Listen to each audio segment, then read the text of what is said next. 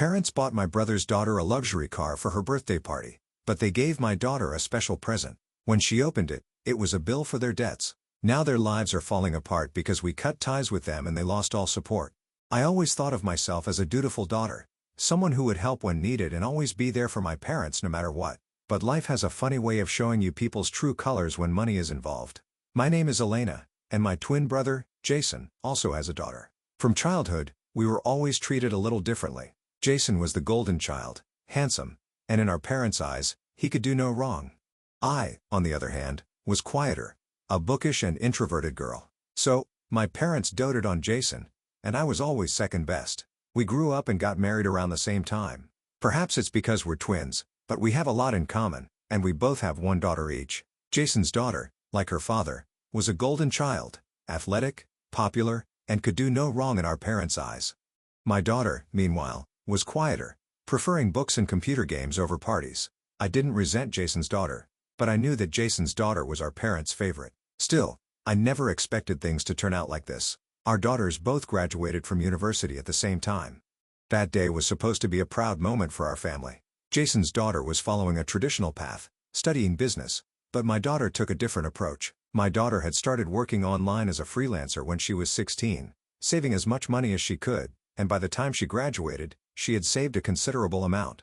It wasn't enough to become rich, but it was enough to live comfortably. The day after graduation, there was a birthday party for our two daughters. Since their birthdays were also close, we had a joint birthday party for the two daughters every year. My parents surprised Jason's daughter with a brand new luxury car, a shiny black Mercedes-Benz. Jason's daughter was overjoyed, jumping up and down, hugging our parents as if she'd been handed the keys to a mansion. I was genuinely happy for Jason's daughter, but I couldn't help but feel a little uneasy. I wasn't expecting a car, let alone a fancy one, for my daughter.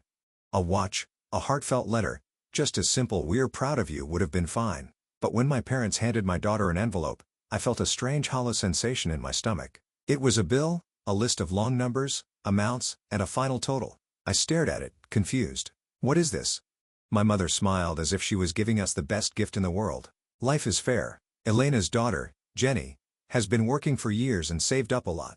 It's time to help the family. My father nodded. Jason's daughter hasn't saved anything yet. She'll need help getting started in life. But you have responsibility. You have money. This is just a small way you can contribute. My blood ran cold. They weren't giving my daughter a gift. What they were giving my daughter was debt, handing it to her while rewarding Jason's daughter with a luxury car, and they actually thought this was fair. I looked at Jason, expecting maybe a little guilt, or that he would say this was wrong, but he just shrugged and said, "Come on, you always say you don't care about money." That's when I made up my mind. I took a deep breath, neatly folded the paper, and put it back in the envelope. "Thank you," I said aloud. My daughter started to say, "Mom," but she looked at my face and fell silent. Perhaps she sensed something. My mother beamed. "I knew you'd understand." I smiled. My daughter and I packed our bags and left. No yelling, no arguing, we just left. They didn't try to stop me. I don't think they fully understood what I was doing. At least not then. But that would soon change. I just told my daughter, "Don't worry about anything. Leave it to me." And I had her change her phone number, email address, everything, so that our parents couldn't contact us. 2 weeks later, I received the first frantic call. I ignored the first one, the second one, until somehow it got to the third call. My voicemail was full of messages from Jason, Jason's daughter, my parents, even my aunt. At first, they were casual. "Elena, we just wanted to check in, call us back." Then they got a little more insistent. "Elena, why aren't you answering your phone? Jenny isn't answering either. We need to talk. It's urgent. Elena, please just call us back." But I wasn't doing any of that. I wasn't going to pretend like nothing happened and make them comfortable. For the first time in my life, I was prioritizing myself. The first week after leaving that party, I stayed at an Airbnb in another city. Luckily, my husband was working overseas, so I just explained the situation and told him not to answer their calls either. My daughter was staying with a friend. I didn't know what I wanted to do yet, but I knew I wasn't going back. I had enough money, so we could manage somehow. But my parents weren't so fortunate. That's why, in the second week, Jason started calling. At first, it was just bravado. "Stop being dramatic. Just come back and let's talk." When I blocked his number, my mother changed tactics. "Elena, darling, we're struggling. We've always supported each other. Can't you just help us out a little?" It was rich coming from the woman who had smiled and handed my daughter a bill instead of a celebration. Then, one evening, I was checking my emails and I saw a message from my father with the subject line, "Please read this." Elena hesitated, but curiosity got the better of her. "Elena, we're in trouble. We took out loans we can't repay. We thought we could manage, but things have gotten worse. Jason's daughter doesn't have the means to help us, and well, we thought you and your daughter wouldn't mind. You've always been so independent and responsible, and your daughter is already set for the future even though she's young. We misjudged the situation. We're sorry about that, but we need you. At least call us back." I stared at the email for a long time. It was the first time they had even come close to admitting they were wrong.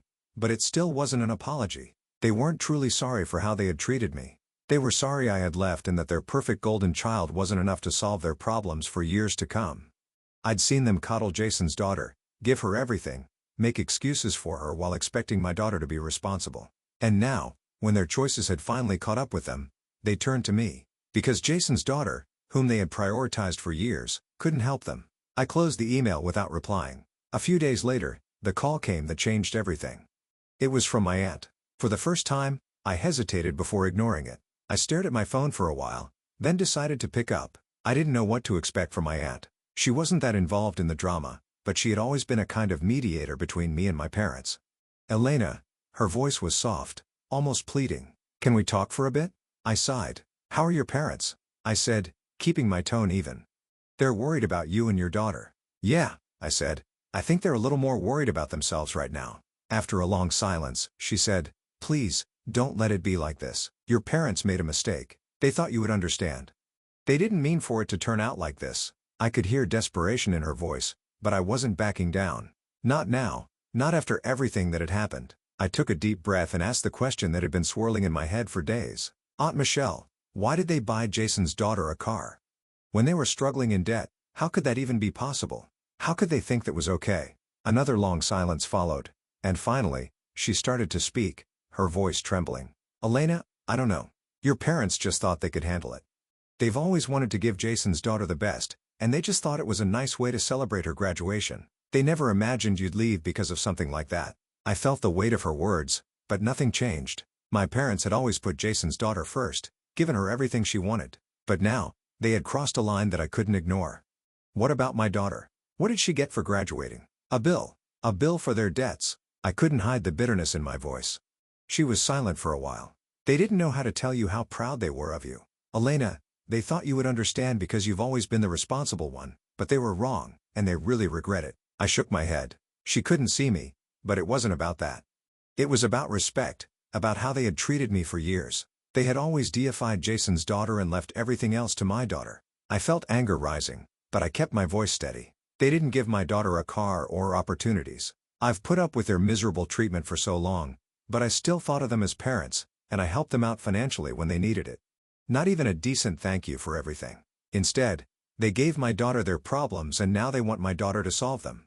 Aunt Michelle was silent for a long time. "Elena, I think they're finally realizing that they messed up. They just don't know how to fix it.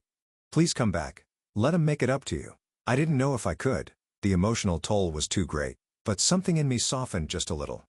"Maybe," I said, "but they have to show me they're serious. If they really want to fix things, this can't just be lip service. They need to prove it." Aunt Michelle sighed, sounding relieved. "Thank you, Elena. I know this isn't easy." Before I could reply, she added, "But you should also know, Jason has been calling me, asking if you're coming back. He's not as indifferent as you think." I actually frowned.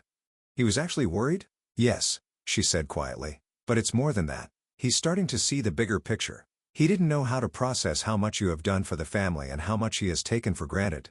Jason's daughter was starting to realize how much she had been favored by her grandparents, which sounded incredibly good, and maybe things could change. I still didn't know if I was ready to go back, but I felt like this story wasn't over yet. In the next conversation, I would probably hear something that would finally force me to make a decision. Days passed, and I stayed in my little Airbnb, organizing my thoughts, still refusing to call back, and then something unexpected happened. Thursday evening, the phone rang. It was an unfamiliar number, but I answered it anyway. "Elena." It was Jason. "Yes," I replied calmly. Jason's voice was trembling, and after a long silence, he spoke again. "Elena, I'm sorry, but things have gotten worse. Mom and Dad wouldn't listen. He tried to talk to them, but they were stubborn, saying they would manage somehow. But now, they've had to sell my daughter's car." My heart sank, but a part of me couldn't help but feel like I was right. They sold their granddaughter's car. Elena repeated in a cold voice. Jason's voice was hoarse. They had no choice. The bills piled up. We couldn't keep up with the payments anymore. They sold their granddaughter's car to pay off some of the debt. It's gone. Elena, I don't know what to say. I feel so bad for Jenny too. I leaned back in my chair, looking out the window.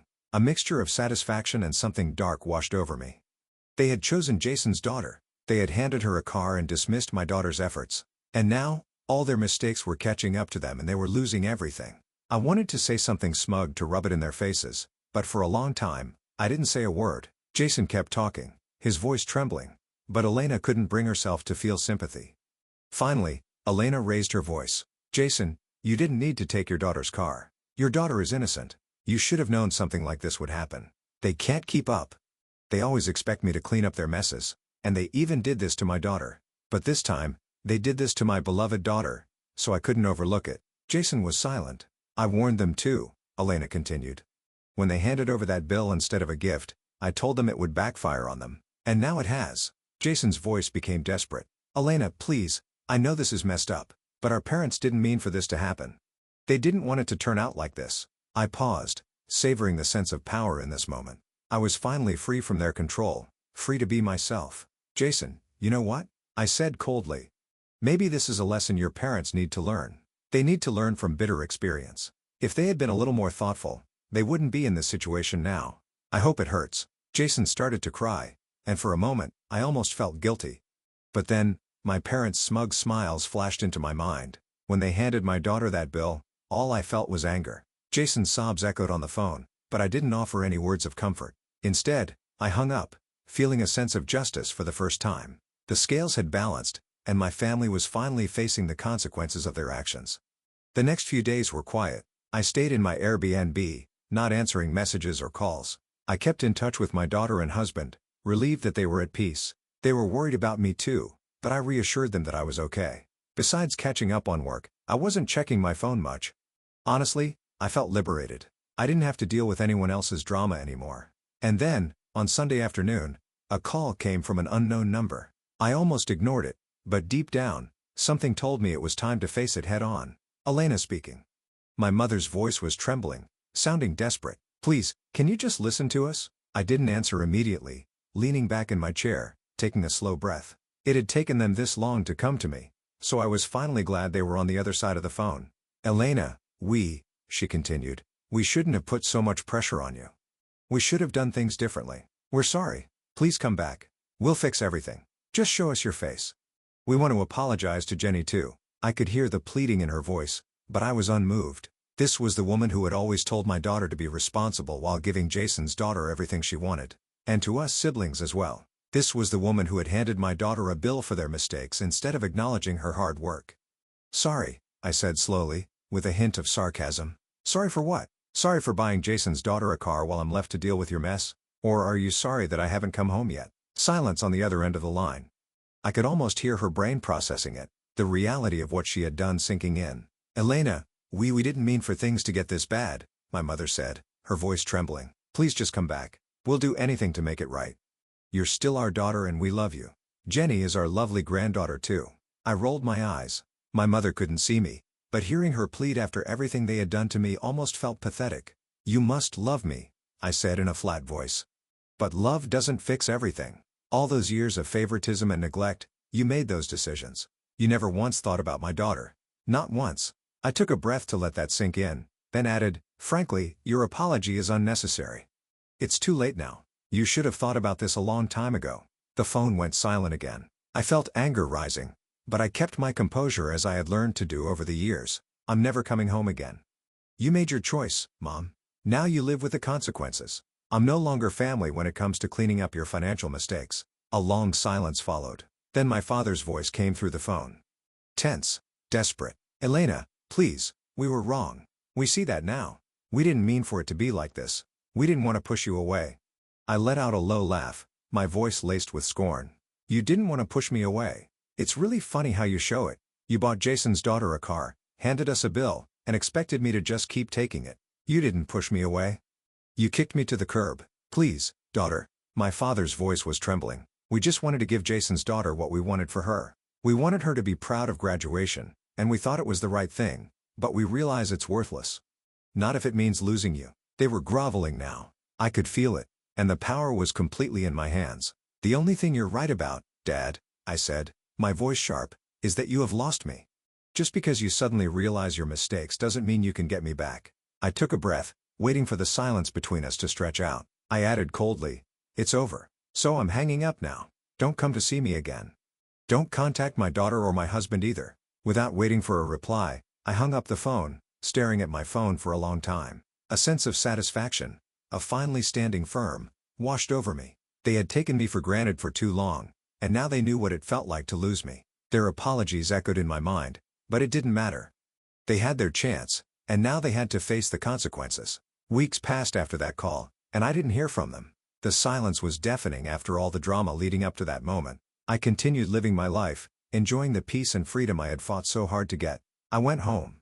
I was spending peaceful days with my daughter. One afternoon, a package arrived. It was addressed to my parents. I stared at it for a while. I didn't know what it was. I hesitated, thinking my parents were trying to contact me again, but curiosity got the better of me. I opened the package. Inside was a simple, handwritten letter. The paper was creased from being folded many times. Elena, we don't expect you to forgive us. We know we hurt you, and we realized we've lost something much more important than a car or gifts. We can't give it back to you, but we want to say we're sorry. And even if you never come back, we love you. Please don't forget that. I read the letter twice. Maya scanned the words, but I felt nothing. It wasn't enough. Not even close. Without thinking, I threw the letter in the trash. A sense of satisfaction that I was unmoved by their last effort. A calmness. I wasn't angry anymore. Just different. As for Jason, a few more emails arrived from Jason, apologizing for being caught in the middle. Elena ignored them too. Jason had chosen his side, and now he had to live with the consequences of that choice. Life went on.